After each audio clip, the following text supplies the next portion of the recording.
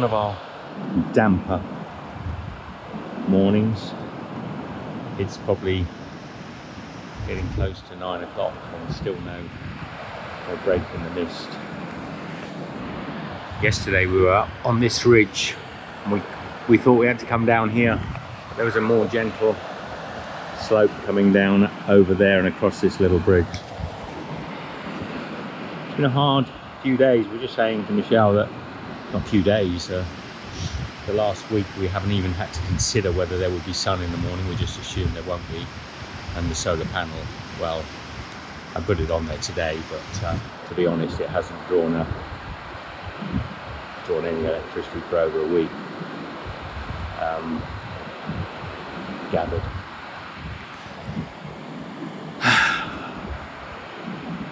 This could be idyllic, couldn't it, if you were doing it just for 7 days? But we're 6-7 weeks in now. We're really looking forward to a dry. It doesn't have to be a warm bed, a dry anything, a dry out. You can say a dry warm bed, but really just a dry.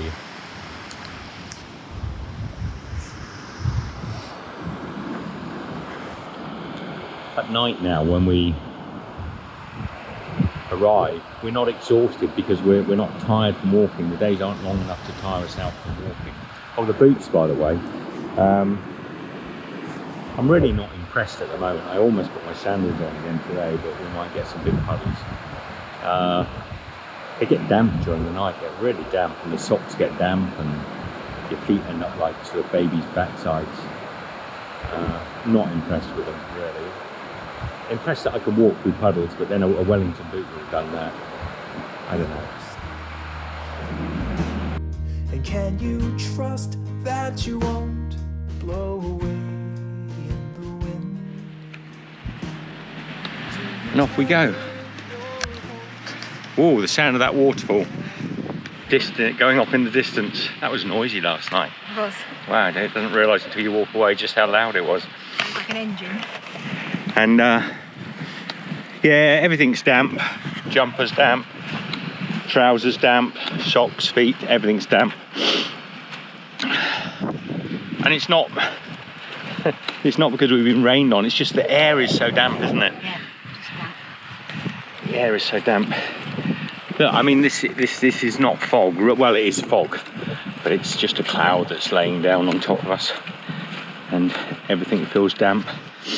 So we'll just walk it dry today.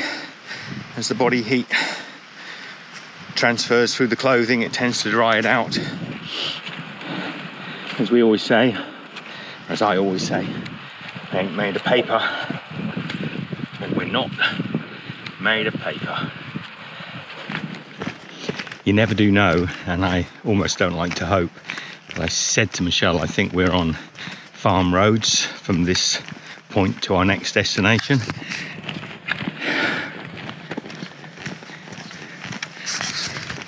And we are, and we are.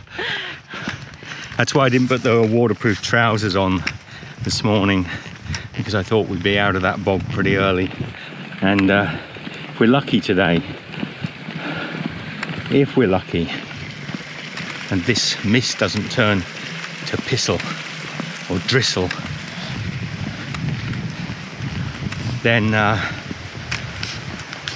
it could be a drier day of walking.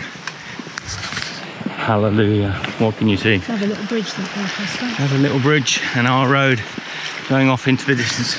Some big hills today though. Didn't like to say that to Michelle. I did remember. You did. There's some big hills and pretty much up. But I'll take big hills on dry, slightly muddy roads over trudging through featureless moorland. Pathless. Pathless. Well, that's what I meant by featureless in a way. In other words, impossible to follow. I take that at any day.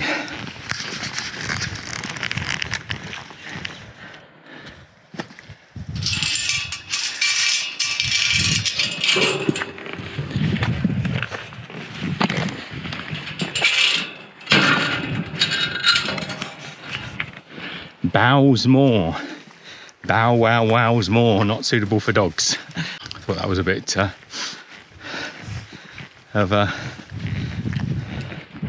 oxymoron, conundrum. What's the word I'm looking for? Not suitable for walking. This is a steep one. Oh, I'd say this is about 30 degrees without exaggeration.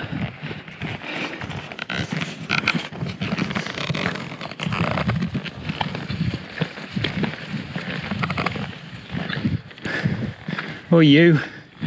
Good morning. I know you're going to run in a second.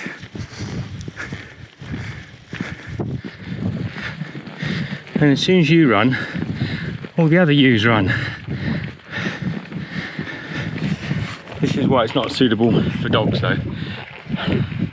They do sadly kill frequently sheep on the moors and fields, and farmers rightfully get upset because a dog, when it kills a lamb or a ewe,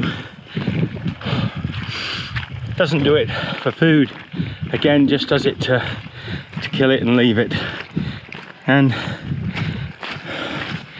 that's great sadness. So another reason in these sort of farm areas, a lot of farmers don't like dog owners that are ill-behaved or just go wandering wild. Good morning, you. Oh, you're brave. Oh, you're brave. Oh, staring you out. Hello. Oh, you don't care, do you? Yeah. I think she was mid-stretch from going to the loo and didn't like to sort of interrupt her movement. So Bowes Moor, one of the few bits of moorland where we'll actually be on farm paths. It says here not suitable for most vehicles, so we know it's not going to be a wonderful walkway. What day are we today, Michelle? 54. Day 54, not including rest days. And Pennine Way apparently runs parallel with this, so we could be heading through the bog if we wanted to. Say that again, Michelle, to the camera. I said the Pennine Way runs parallel with this, so we could be trudging through bog if we wanted to. Apparently, many of the guidebooks say it's pretty awful walking on the PW. So you can walk out there, as you've seen from previous videos, up to your ankles in bog and dirt and hidden pathways, or out there perhaps. Well, this is an alternate route which a lot of people opt to use. I mean, why would you not? Come on, you can be out on the moors as beautiful as this without having to pick your way through hidden pathways, and frankly, if the weather was bad, one or two of the other walkers we've met have said if you're on these moors out here on the Pennine Way and the weather turns bad, don't even try to navigate them. Just put up your tent somewhere and ride out the weather, because so many people get lost, and that's when people do die out on these moors, because they're huge. They're just endless, you know. So I think today I've got a slightly better attitude towards the Pennine Way. I'm understanding that maybe with the exact right gear, you know, real solid winter walking gear, and not a big pack, because it makes the walk so hard, that the Pennine Way could be quite an arduous and quite uplifting experience. But in reality, for us, because we're not fully equipped, we only had short time to plan this because of this pandemic, and you know, and also because there's so many limited facilities out here at the moment. Particularly in Scotland, there was almost nothing for walkers, and here also not a great deal, that it makes our style of walking so much harder. And a lot of people will say, oh, the Pennine Way is lovely, but most of them drive up in their cars, park maybe in a B&B or a small hotel, and they walk these moors for a day or two, maybe at the most, perhaps. And I just say maybe as well, they walk it May, June, July. Yes. June, July, August. But we saw that guy yesterday who was walking it in sections. Yes. So he's only doing 2 or 3 days maximum. And he said the weather was awful. And he said it was awful. So in 2 or 3 days, if you get damp, you know at the end of it you've got your hotel, you can dry off, you know, your partner's going to pick you up with fresh dry clothes. But to do the whole Pennine Way in one go, and forget the Pennine Way, this is just one of our many walks on our route, to do this John O'Groats to Land's End, Land's End to John O'Groats, known as Jogle or LEJOG in other forums. But to do this walk, you've really got to pick your times carefully, and you've got to be prepared that this is a really hard walk. It's as hard as probably any walk in the world. A 3 months walk across a country with so few facilities for walkers. Almost, we've seen one hut now. That was the hut yesterday. That was the one rest hut from the whole of John O'Groats in nearly 600 miles of walking. That's the first rest hut that we've seen in several weeks. So you've got to remember that the facilities in this country are very poor for walkers. You've got to have the facilities. Now, if you decide, like several walkers we've met, not all of them, but several, to do it in a small backpack and stop in guest house on the way, you have to remember that to do it in season when the weather's best, most of the hotels and guest house, there aren't many travel lodges, there aren't any travel lodges on the route that people walk, so there aren't any cheap deals. The minimum you're going to be paying, probably, if you're lucky, £50, but quite often in Scotland up to £100–120. That is close to £3,000, or at least £1,500–1,800 a month just in your accommodation costs, not to take into account your food, etc., that you would need. So it's also an expensive holiday if you do it that way.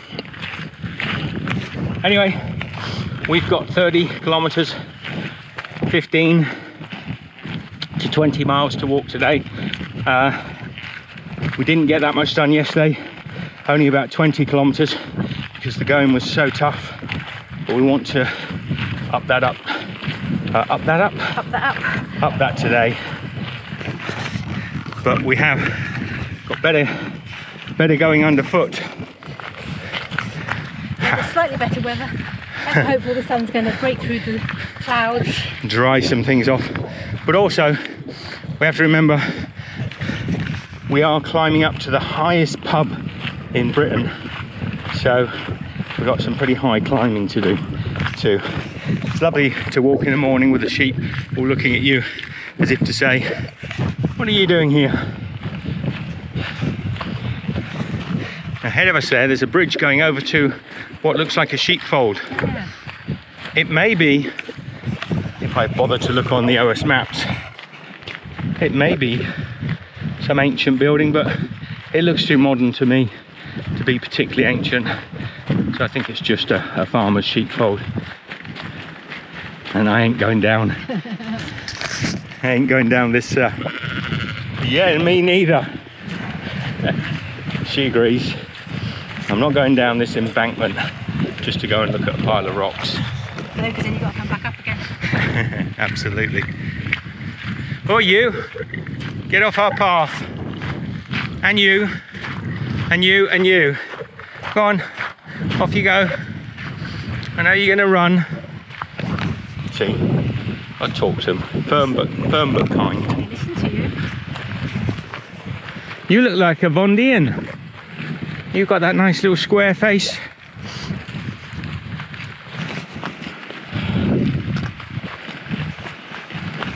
Oh, it's a reasonable slope, but I think it's for farm vehicles. I think that was an old sheepfold. It's got a gate on it. You can probably see down there.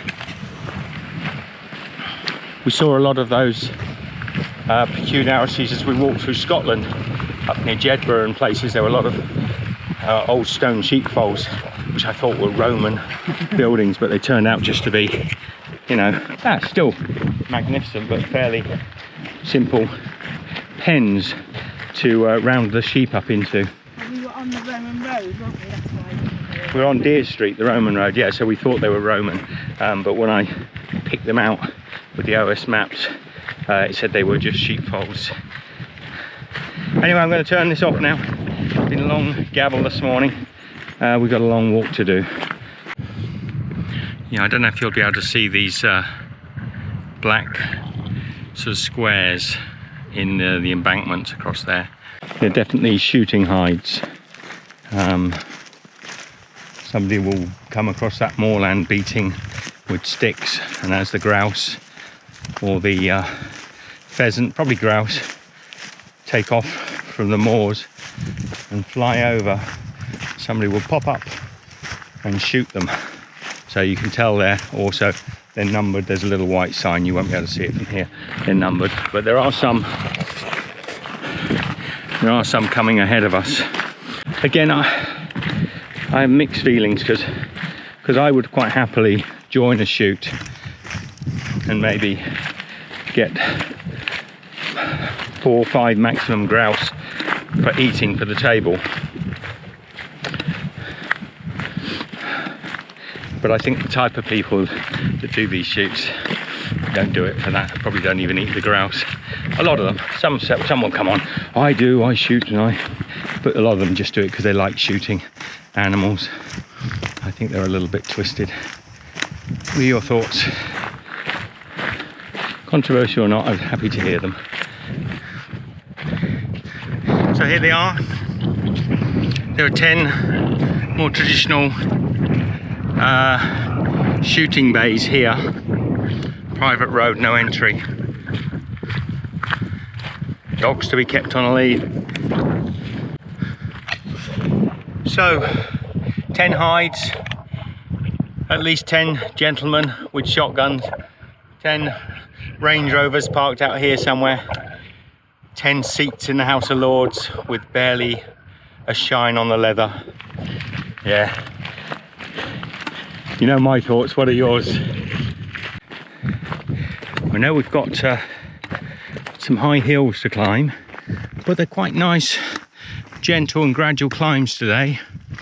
And because of this mist or this cloud cover, you cannot see the hills that you have to climb. So that's quite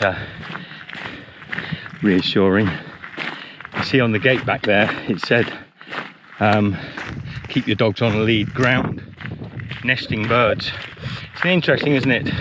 All these moorlands where they encourage pheasants and grouse mainly, I think, but and then when you've got an abundance of these birds, and then the right time of year after the nesting, they come up and shoot them. Follow this way for 160 meters.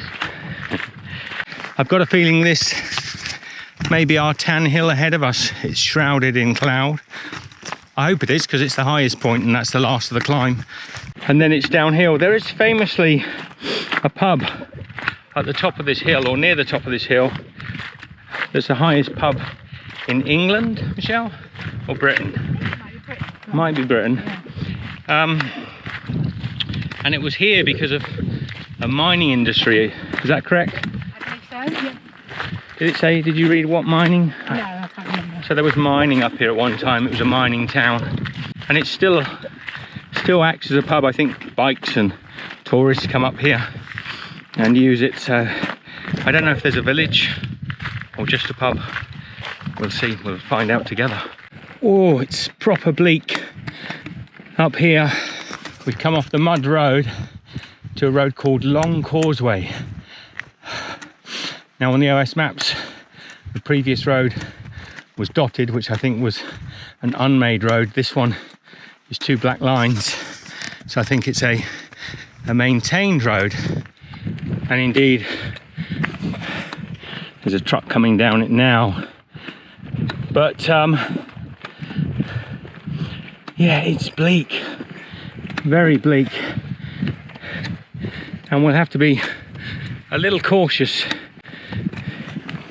I was going to say there'd be close to no traffic on a road like this, but then I was wrong.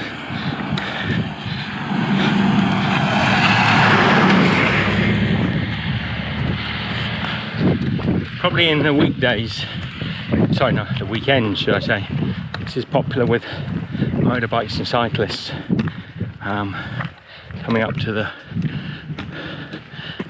high pub. Now, sadly, I've got a feeling it'll be a pub with no beer because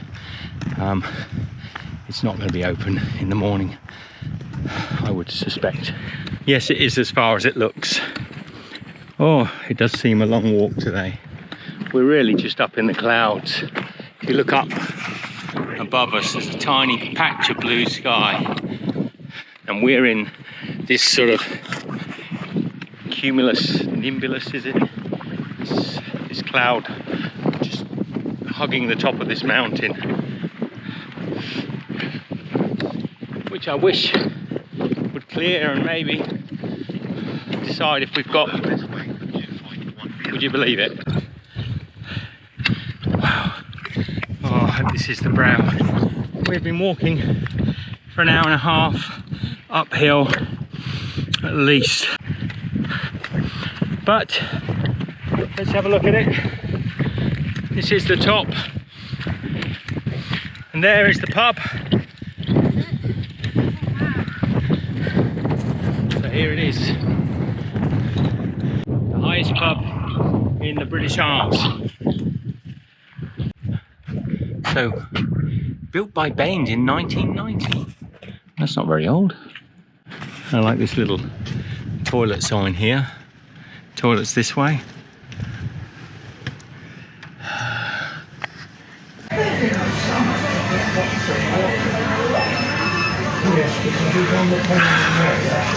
So we stopped for a beer and a drink and a pretty under average scone in Britain's highest pub. So it was a cream tea scone, but it was stale and expensive, but it was nice to stop and just have a yarn with Lindsay, a young girl that worked in there, and also just to warm up a little bit before we head off on the rest of our walk.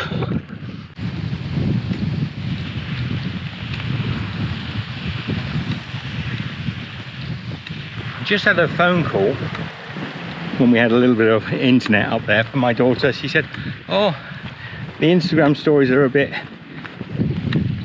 grim, and I was laughing with her because she's very similar to me in temperament. I said, look, I understand a lot of people may think even this is a bit of a mournful vlog. 1.5 kilometers. For instance, that in my pocket hasn't spoken again for 25 minutes. Got the camera out, and there it goes. Anyway, you know, there are lots of people out there who will put a fuzzy, soft edge to their videos and say how beautiful the Pennines, how gorgeous on a blustery winter day to be buffeted by the wind and the squish damp heather underfoot. There's lots of people doing it, so why, you know, I don't need to do that. People live out here. It's remarkable, isn't it, how people seem to like this isolation. It's not often you see a working one in England, a little town like this. This is one of the towns on our stop list. What on earth for? I have no idea. There's nothing here. When you look at the sun's behind you.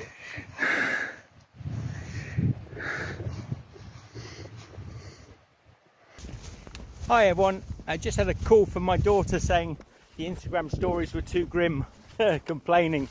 So it's beautiful out here, it's gorgeous and lovely, but you do know that we keep it kind of real on this channel. I'm not going to lie to you. My God, that just goes down and down. Oh, that people will come to these places and go into these holes. Oh, it's horrendous. Look, I am perfectly safe, but oh my God, I've got to go down that way. Michelle would never come up here. This would be so frightening for her. Those holes are amazing. I mean, to be up here at night would be so dangerous.